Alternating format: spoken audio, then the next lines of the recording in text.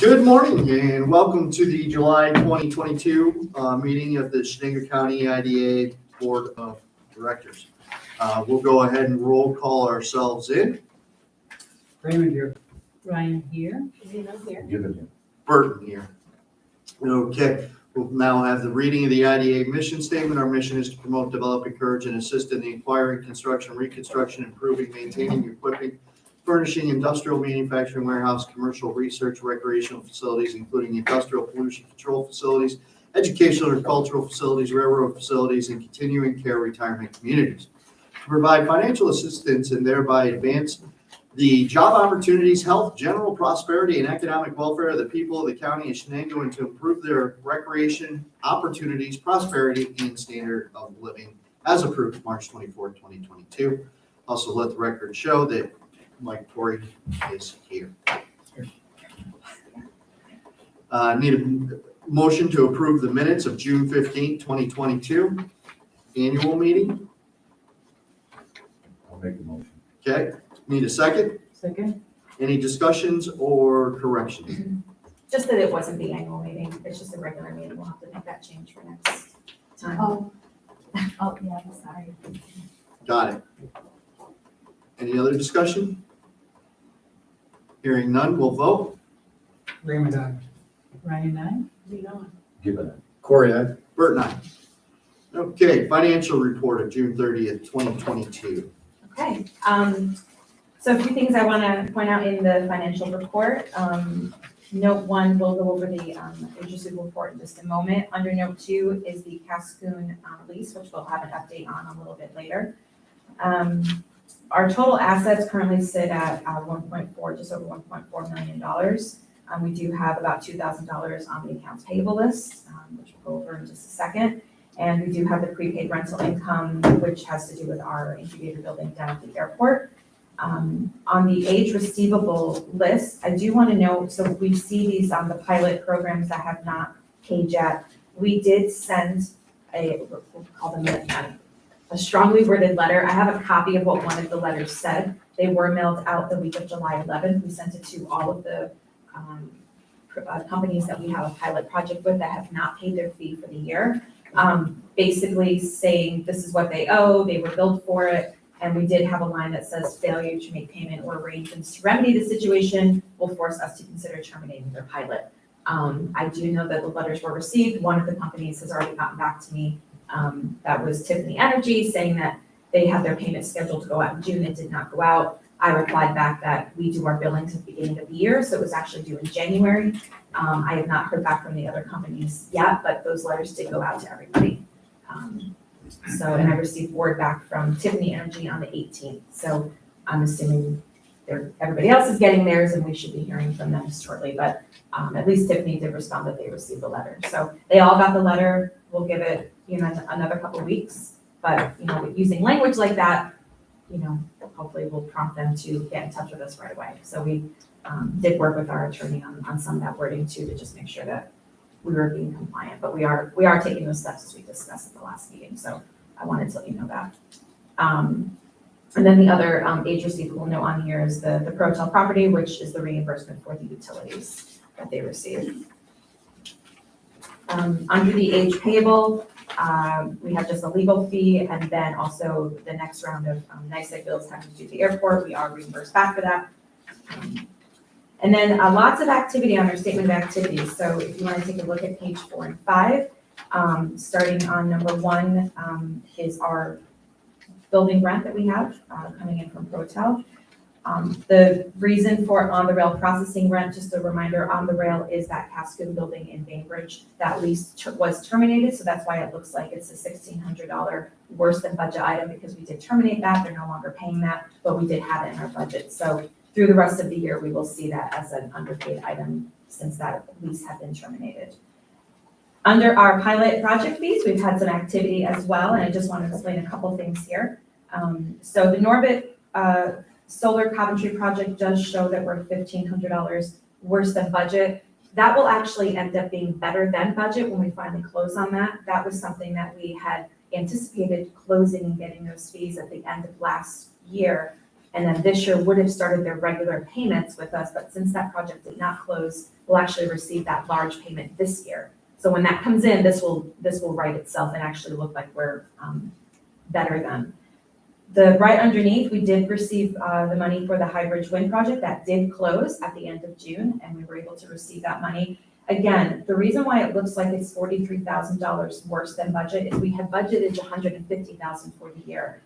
Originally, that project was supposed to close in 21, which would have been $100,000 and then some. Year 2 was supposed to be $150,000. So when we did our budget, we had planned on having that payment this year. So now that $150,000 for payment 2 will be in next year's budget. Any discussion about that? I just want to make sure that you understand that. And so it will be like that for the rest of the year. It will look like that line item is less than budget because of the way that when the project actually closed. Yeah, I'm just going to share. We had representatives of the company at our board meeting last Wednesday. Everything is on hold due to current economic conditions. They would not give us a timeline as far as when they're going to start the project. They assured us that it's a good project, that it will be moving forward. It has a lot of state support and it's solid, but that due to supply chain issues, to increased energy costs, it's up by millions and millions of dollars. I had anticipated they would start in November this year. They would not even confirm that, just for an FYI. Okay. I know our pilot payments, usually we would expect to get payments as in our HCA agreement and our road use agreement when they actually start construction for us. So just for an FYI. Okay, thank you, appreciate that. So our total revenues year-to-date actual are just under $200,000, and we're about halfway through the year, and our goal for the year was 300, so I think that we're looking pretty good in terms of revenue for the year. Going down into some of the expenditure items, so again, because of when projects close, what we budgeted paying out is going to be more because some of these things were supposed to happen last year. So our project fees to DCC is noted in there, almost $25,000, and the project fees to Commerce of $5,000. Again, that's for the admin services agreement that we have. They get a kickback of our projects that go back into the overall economic development programs that we run through the entire agency. So that's what those fees are. And then on page 5, again, just noting our year-to-date expenses, the special project fees under notes 2, 3, and 4. These are things that notes 3 have to do with the airport maintenance and utilities. So we pay that money out and then we get it reimbursed back. This was something that the board had asked be reflected in our activities list, so that's why it's in there in that way. And then the special project fees and miscellaneous expenses, that $10,000, almost $11,000. This is because of all the activities we've been doing, things that we did not budget for. So the inspection and the appraisals of the buildings that we're looking to buy and sell. Going into this year, we didn't know we were going to do those projects, so they were unbudgeted items. That's why it has parentheses around it and says worse than budget. But overall, I'm pretty happy with where we're sitting at this point of the year. We are looking at a net revenue of just over $100,000 for the year, when our entire budget for the year, our net revenue was $35,000. So we're already well above that. I think we're sitting in a really good spot at our halfway point here. Any questions about anything with the statement of activities? I try to do a little bit more in-depth this time to help address some of those anomalies that come up. But if there's anything I didn't address, you have a question, I'm happy to. You had mentioned earlier that these solar projects were put on notice that they have, obviously it's a contractual obligation. Do they indicate any questioning, or are they challenging the contract and their obligations to pay these fees? No, I really think it's just not getting to the people that it's supposed to get to. But I mean, isn't it every project that we have is not paying? No, not at all. Okay. No, So these ones on here are, and we have, when we get to our pilot, we did create that report that you asked for, which we'll get to later in the agenda. No, this is not every project. It's not every solar. No, it's not every project. It's these couple that have been issues of getting it to the right person. That's why after the last meeting, we had that conversation, we did that strongly worded letter, letting them know that they are in violation and a possible termination of the pilot could happen if they don't make these payments. That's strong enough language that nobody wants to do that, especially these new ones. So I'm sorry to make your piece up, but No. what were the projects that were the solar projects that were not paying their fees? They're the ones listed on the age receivable report. So the Norwich Chenango Solar Project is overdue, the Puckett Solar Project is overdue, and Tiffany. Okay, thanks. You're welcome. Brian, one question for you. When there are special projects like we had this year, of course, it is justifiable that there is a greater involvement to work with them, and we did not have a budget. And going forward, do we want to make sure that we put on the budget an amount so that we know those projects? That's the same thing I put in, I wrote down, I said, for 2023, we need to include this. Oh, you're on it. Just Perfect. since we're doing more special projects, yeah. There Yes, you go. Yes. yes, good point. Yeah. Treasurer says yes. Yeah. Thank you. Absolutely. And that's, you know, also too, something that, because our treasurer had suggested it last year, there is also a line item in the budget for contingency. So I think it's about $25,000. So if something comes up that I don't have to necessarily come back and figure out which line it's gonna be in, if it doesn't fit something, we can always use the contingent. That was sort of a placeholder for an expense line. So we do have that flexibility within the budget. So we technically had the money budgeted for something like this. It's just Considering allocating it so we can contingency. see it. Yeah, but yeah, we will, Okay, knowing that we're doing more and more of these special projects, we'll be sure to do that next year. thank you, Carrie. Yeah, absolutely. Good question. Any other questions about the budget or the financial report? Thank you. Okay, need a motion to approve the financial report. So move. Need a second? For a second. Any discussion? Hearing none, we'll vote. Raymond, aye. Ryan, I. Give it a, Corey, aye. Bird nine. Bills and invoices, doesn't look like there's anything out of the ordinary. And once again, the airport utilities will be reimbursed to us. Need a motion to approve bills and invoices. So moved. Need a second? give it a second. Okay, any discussion? Hearing none, we'll vote. Raymond, aye. Ryan, I. Give it a, Corey, aye. Bird nine. Apologize. Thank you, Barb. She's gold. There is a check in there that is not on the list of checks. Thank you for reminding me. It was a payment, a bill that we got in late as an insurance that had to be paid, and I couldn't wait till next month, so that is in there as well. I don't recall how much it was. It's $23.50. $23.50. It's an insurance payment, so I just want to make note of that as well. It's in the list of checks. I just want to make sure it's noted in our. And who is the vendor, Taylor?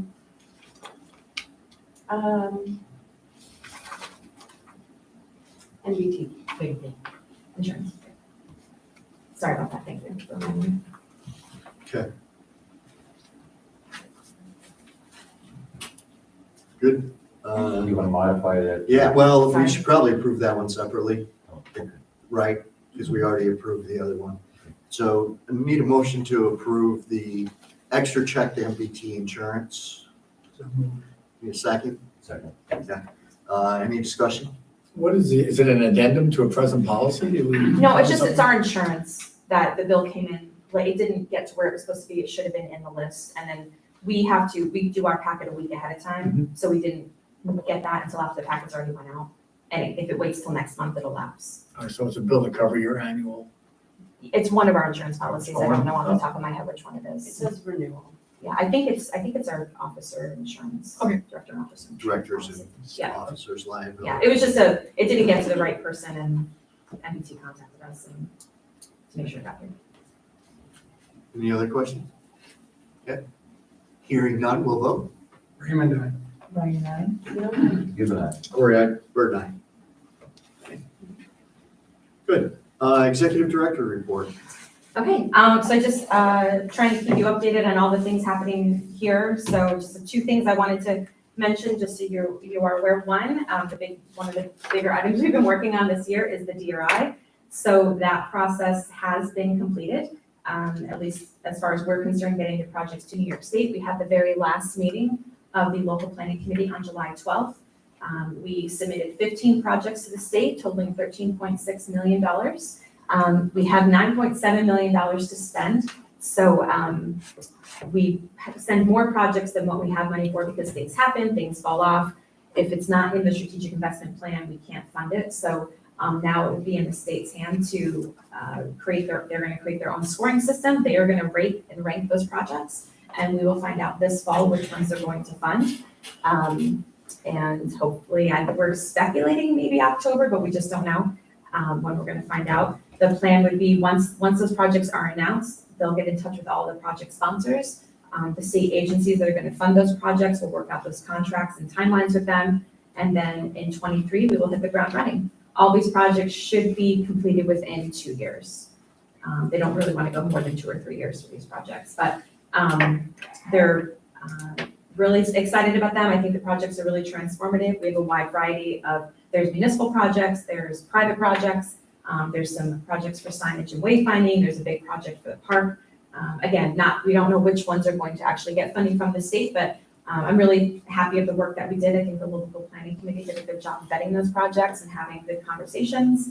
If you've been following it, you know what some of those conversations have been. All of the meetings are recorded and they're on the website for the DRI. They'll still be available. Really what happens next in terms of us is that between our office and the city, we will oversee to make sure that these projects are happening as they're supposed to be. The city will take lead responsibility for the municipal projects. We will oversee the private projects. And over the next couple of years, we'll check in with them, make sure they're doing what they're supposed to do to get the projects funded. Every one of these projects is a reimbursement. Just so you know that as well, that's a big question that we get a lot. So especially the private projects, everyone who's getting money from this has to show that they have the capacity to do this, to pay for it, and then get reimbursed. That's part of the vetting process that they go through with the consultant. But I just wanted to let you know sort of what the next steps are, and this has been a question a lot of people have had, and what does that mean for the community? And I just wanted to put it out there and see if you had any questions about the project, and I've given you updates over the last 6-7 months, so. Any questions? Projects that are in the private sector have an out-of-pocket, right? Yes, Waste yep, so they're not much. 100% funded, correct. Right, so when you say reimbursement, is that they pay for the entire thing and then they're reimbursed for the amount that the state commits to? Yes, yeah, and I don't know if they do it in like sections or if it's at the end in the completion of the project. I'm sure they have to verify that they've done the things that they're gonna do before they get that reimbursement. The private part was 40% up to 50% if they were meeting some energy standards. But yes, they'll have to pay for all the renovations, get the project complete, show that they followed the state guidelines, and then they'll get reimbursed. So how many of the, you said 14 projects, how many are private and how many are municipal and public? Of Is there a breakdown? the 15 projects, I think about 8 of them are private. Private. 8 or 9. There was a pretty big chunk. And just so you know, all the projects are on these little boards. Yeah, around the most road. of these got funded, not all of them. I know the Eaton Center ended up not making the list. What else? We pulled off the tourism center. The corner, the 1 to 3 Broad did not get on. The parking lots were not funded.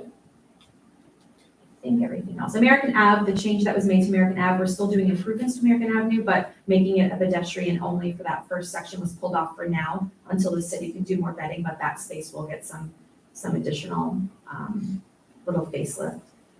I think everything else got funded. Unless I'm missing one. No, I can't see what's over there. Shane, anything over there that didn't get funded?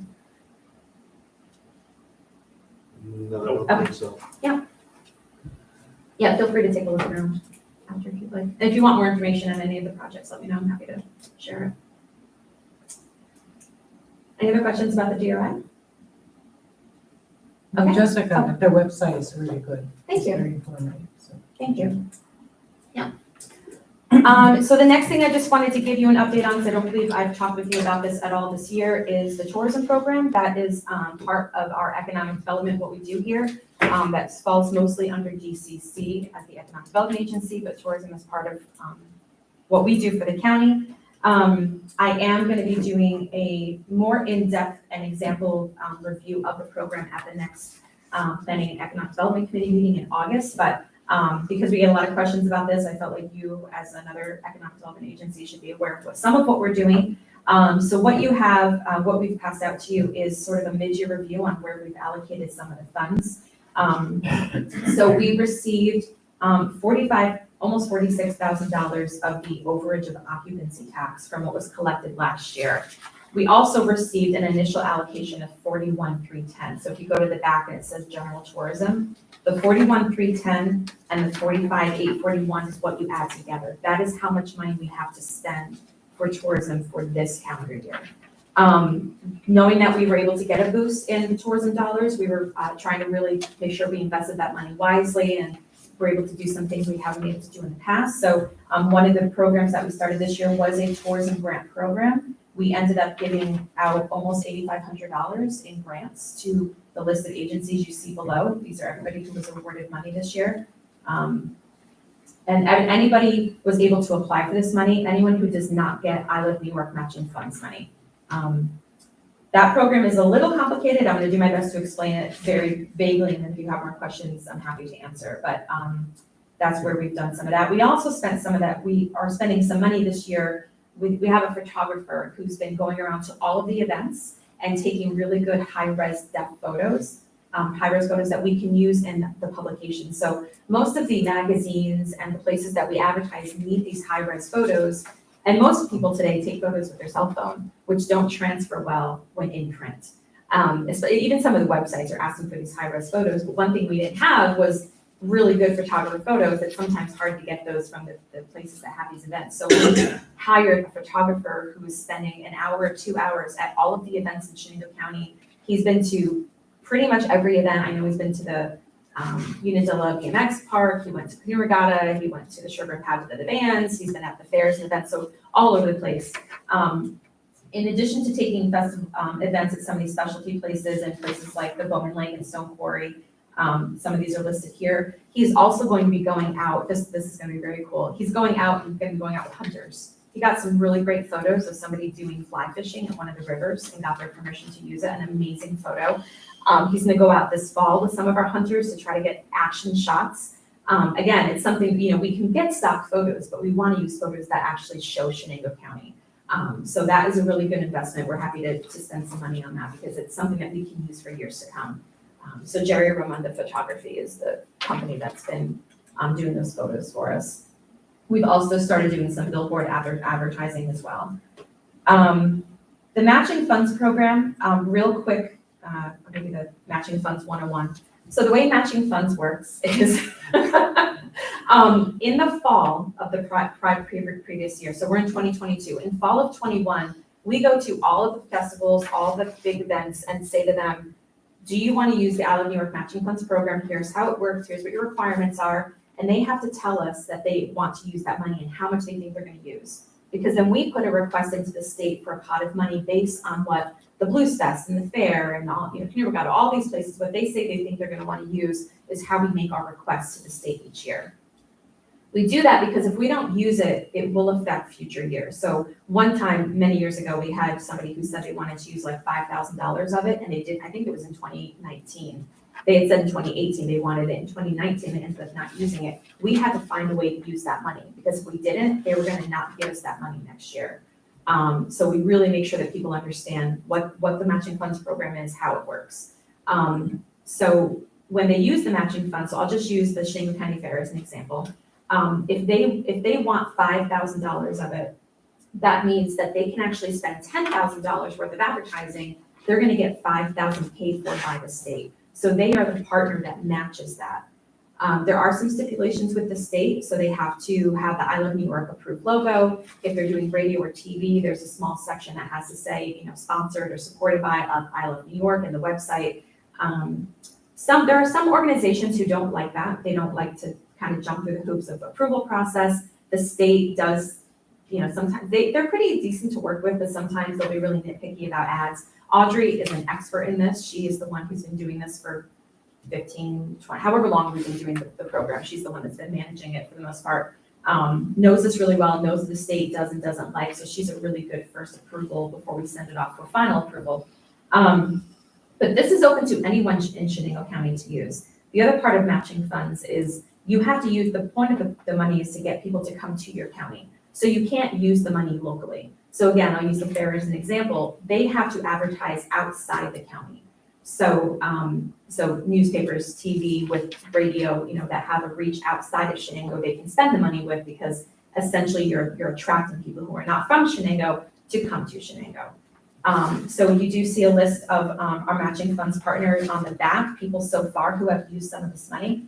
I was pretty close with the fair. The Ag Council is 4,500. So these are all the partners this year who have requested to use matching funds money. Sometimes we end up with a little bit extra. We also use some of this money. So as the tourism agency for the county, we will take some of that matching funds to promote the county through ads, through newsprint, all sorts of places. We will also participate and use some of that money as well, because it just helps double our buying power. So, it could be as much as going from a small ad to a half-page ad, because we can get part of it paid for from the state. And then below, you'll just see under general tourism, here's how some of the money so far has been allocated between sponsorships, magazine ads, digital ads. The region is money that we have to pay into every year because we're part of the Central New York Tourism Region. That's a non-negotiable. We do have some fees that have to do with the tourism website that we maintain, and this membership fee to the State Agency for Tourism is also something that's required. So just mid-year, I'll do another update for you at the end of the year. Just want to make sure that you have a general understanding of how we're running this program. See if you have any questions. Like I said, I'll be at the planning meeting. If the chair of the planning board committee right here doesn't mind, if you want to come, you're welcome to. But I plan on doing a more in-depth overview, and I'm planning on bringing some examples of some of the ads and stuff that we've done just to share. So. Do you do an outreach to like Northeast Classic Car Museum, places like that, to see if they want to participate in that? Every year. Yeah, there are some, like the car museum, they choose not to participate. Some people don't like the rules that they have to go through with the matching funds. It's a little bit of a hoop jump. Some people feel like it's not worth the hassle. I don't know. They are, and so, for example, that since you mentioned that was somebody who we also went to and said, well, since you're not using matching funds, here's this occupancy tax grant program. We reached out to them a couple of times. They didn't apply for that either. So yeah, we do. We're very widespread about it. Last year, we started doing a tourism overview. We actually called every tourism property that we know of in the county. We had them come here for a meeting. We had about 15 or 16 different organizations come, and we went through the matching funds program. We went through the occupancy tax grant program. We went through everything. So that actually went really well. That was something that was born from COVID. Throughout COVID, we were getting those groups together a few times a year to talk about what they were doing with their programs, and they liked getting together in that way to talk about tourism as a group. So it's something that we sort of adopted during COVID, and we've brought into the way that we're managing the tourism program. We felt like it was really important to get all those people together to talk. Thank you. Yeah. Any other questions? Okay, thank you. Oh, just keep going. All right. Yeah. All right. So under pilots, so no update under Norbit. The update under High Bridge Wind is that it closed, and thank you to Chairman Senate for the update about what's happening in Guilford. So happy to see that at least as far as we're concerned, our part of it is done. Our lawyers are making sure that the county property tax office and the assessor all gets a copy of the pilots and everything's executed. That's where we are with that project right now. But as far as we're concerned, we've done what we need to do. We do also have some movement on the Smyrna Solar Farm project. So as you know, we had a presentation from the Delaware Chenango Solar, who's doing this project in Smyrna. I did speak with the supervisor, Mike Corey, about their local planning board. Originally, we thought that the local planning board was going to want to take lead agency on this, and after they discussed it, they really would rather the IDA do that. And as you know, we always look to the local municipality first before we take that on. So I did speak with Supervisor Corey, and we are going to do that. We do have a resolution that we have to enact that we'll get to in just a few minutes. I called my all things secret expert, Shane Butler from planning, and I asked him to just do a quick overview with you today about what it means to be lead agency and what our role is. So Shane. So the first thing you have to do is you have to send out like a letter of intent to become the lead agency. So what that does is you're going to send a letter to the town of Smyrna, you're going to send it to the county, any agency that could be, have some kind of permitting or approval process through seeker. So it could even be the school district. And then you have to give them 30 days to write letters back saying that they have no problem with you becoming the lead agency. You have to put out a notice, it's pretty straightforward. You have to wait 30 days, I believe it is, to then wait for responses back. And then at your next meeting after that, you can then declare yourself lead agency on that project. So then you go through obviously the seeker process, which is pretty simple because it's a solar farm. New York State made it relatively easy to do solar farms. But you just basically go through that process. It's just more step by step. It's pretty straightforward, but that's kind of the general overview of it. Thanks. Thanks. Yeah, and thanks to Shane's office. Shane, they've offered to help us through this since I have not done this process before. So we'll make sure that all of our I's are dotted and T's are crossed. So you do have a resolution in front of you, which will help us trigger that next step of us sending out these letters. So get back to Chair Burton and go ahead and read it. Okay, so we have a resolution designating Chenango County Industrial Development Agency as lead agency with respect to the potential development of a solar farm located at 471 County Road 14 in Smyrna, New York. Whereas the town of Smyrna desires to explore potential development of a solar farm located at 471 County Road 14, Smyrna, New York. Whereas it has been determined that such development is subject to the requirement of the State Environmental Quality Review Act, and it is therefore necessary to initiate procedures with respect thereto, and whereas the CCIDA has determined that it is the agency with the broadest governmental powers for investigation of the impact of the proposed action and has the greatest capability for providing the most thorough environmental assessment of the project, and whereas this CCIDA is an involved agency as defined in the State Environmental Quality Review Act reviewing the aforementioned project, and whereas said development may have an impact on the environment, now therefore be it resolved that the CCIDA declares its intention to seek lead agency status with respect to the environmental review of potential development of a solar farm located at 471 County Road 14, Smyrna, New York. Need a motion to approve the resolution. So moved. Need a second? Second. Any discussion? Just a quick comment on the third paragraph. It says that we are the agency with the greatest capability for providing the most thorough environmental assessment. We don't really provide the assessment, we oversee the assessment, we monitor. No, you do the actual assessment. So you, as a board, have to go through the seeker itself and review it. So it would be the actual board that is doing the environmental assessment. Okay, I still find a challenge for the workers. We don't provide it, we're not the one providing the assessment. Yes, you are. We are. Okay, Yeah, hopefully then the county planning will help do the circle square, the time maps and all that. When you check. Yeah. What there is on the New York State DEC website, there's actually what's called a seeker mapper. And it's basically yes, no, NA questions that you just go through step by step, and it will actually map the project for you. okay, It'll show you where all the wetlands are, soil, all that stuff will be covered in that. So it's pretty straightforward. okay. So is that something that your department's gonna do, or is Yeah. that something that you'll? Yeah, we'll do, and Shane has offered to Yeah, assist kind as of needed advice. and help check to make sure that we're doing it Okay. correctly. Help us through this first one. Thank you very much. There's a lot of examples. Obviously, so many solar farms have been going through. We have plenty of examples to go through. Any other comments or questions? Okay, hearing none, we'll vote. Raymond, aye. Ryan, Give it. Corey, aye. Bert and I.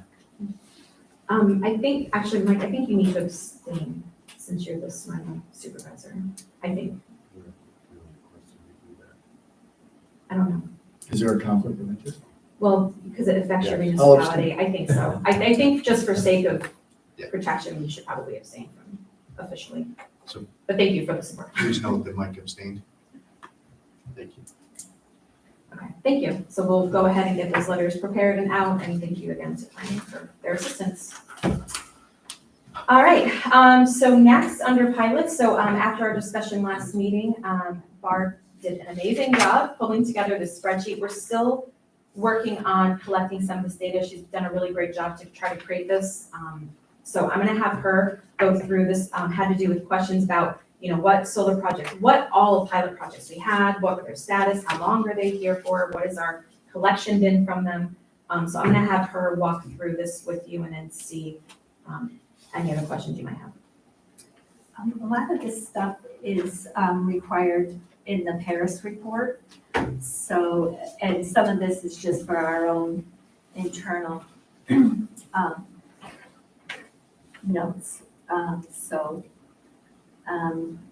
We have the location of the project, and I've gotten when it was approved, and the amount of the project. I'm still working on some of these numbers and dates just to make sure that they are actually correct. I've been pulling from different resources that we have here. And then where it has the exemptions and the pilot payment, that portion of it will be filled in at the beginning of next year when I get the information for what the different pilot payments, what they've actually paid the tax jurisdictions. And like I said, I'm still working on it, and it's gonna be something that is gonna be worked on throughout the year, every year. I will be doing, each year I will be doing a new tab so that they're all separate. It's not like I'm gonna be going over any of these numbers out to it, so we can go back and review. It's a good snapshot too that we can go over with you annually when we do those pilot reviews with you to go over the projects. One of the things that came out of the comptroller audit was making sure you're aware of all the projects and where we are with them. So really this is a work in progress. She did a lot of work since our last meeting, so I just want to thank her for trying to pull this together. We really just want to make sure it's hitting all those points and the questions that you had. That really just answers the question in a very summarized way about each of the pilot projects. If you think of anything you might want to know that's not on here, just, let me know, and I'll, see if I can add it. Does this help kind of create a better picture for you? Very good. Good. Thank you. Okay, great. Thanks, Barb, for your work on that. Okay, all right. So, just under old business, I did let you know that we did receive an update from NYSNW that they did complete the work from the money that they received from the FEMA grant. That project is closed out. We did just, I don't think it was in this report because we just received it. We just finally received our admin fee. I think it was like $2,500. It wasn't very much for the work that we did on the FEMA grant. But I think there's just one more piece of paper I have to sign and send back, but that FEMA grant has been closed out with NYSNW. So just want to make sure we full circle on that. You knew that they did finish the work. They sent photos. I sent them to FEMA. We're all good with that. We have some updates on some of our properties. The airport building, the IDA owned incubator building, we're still waiting on that. Our attorney is here, so I don't know if I'm on the spot. I don't know what's happening with the sale of Crestell right now. I think it's still with their attorney, our attorney. Yep, the county board of supervisors, I believe, approved the assignment or assumption of the lease agreement. Last week, and so I actually have a call with Pat Flanagan this afternoon to just circle back and make sure we've got what are our next steps, right? We are gonna close this soon, because I know they wanna get it closed too, because of course their financing is out there, and of course with what's going on with the rate hikes, we wanna get that closed. So I anticipate this happening fairly soon. Thank you. So we're very close to closing on that. I do have an update on the building in Bainbridge that we own, but because it's negotiations, I'll wait till executive session to discuss that with you. And then Everything Bakery, we are finally in I think the last couple of weeks, hopefully less than a month of closing the project. We signed everything we needed to. The person we're purchasing the building for signed it. Their attorney has ordered the abstract, and that's really the last piece that we need to close on that building. I know that Everything Bakery guys are itching to get in there. They're kind of waiting to just let their business explode. So we've been in constant communication with them as well. So hopefully one is selling and one is buying pretty close together. I know we were, in our heads, we were sort of using that sale funds to buy the new building and the new project. So it looks like they're gonna probably be happening around the same time. So those are both moving forward. Under new business, we have the agreement with Norwich Meadow Farm. So at our meeting last month, we did have a short presentation by Zaid and Abdul from Norwich Meadow Farms. And what we as a board came back and agreed to was that we would pursue the sale of the property to them. But we wanted to make sure that we had some kind of assurance that any expenses related to this sale, they were going to cover regardless of what happened. So what we put together and what's in your packet is a copy of a letter. Is it in the packet? No, sorry, Barb's gonna pass that out in just a sec, sorry. So I just wanna make sure that you take a look at this language. We did have our attorney take a look at it to just make sure it fit what it was supposed to do. So really it just says that after our last meeting, we decided to move forward with the sale of the property to them. And that a condition of the sale is that we're requiring them to take full responsibility for all costs associated with the sale. So just want to make sure that you saw this, you knew that we had done this. As long as you're good with this, we'll go ahead and get it signed. I'll call them, I'm sure they'd be here today to sign this. We'll have it notarized and then we'll go ahead and move forward with the next steps. Anticipating that you were gonna agree, I did contact Sue Baldwin from Pomeroy, who's been doing our appraisals. And she did send me the fee proposal and assignment, it's $2,400. She can go ahead and do the appraisal of the property, which is one of the required steps that we have to go through. So just want to give you an update, make sure that you were comfortable with this letter, and that we'll go ahead and begin the next steps of pursuing this, and we'll see what happens. Any questions on the letter?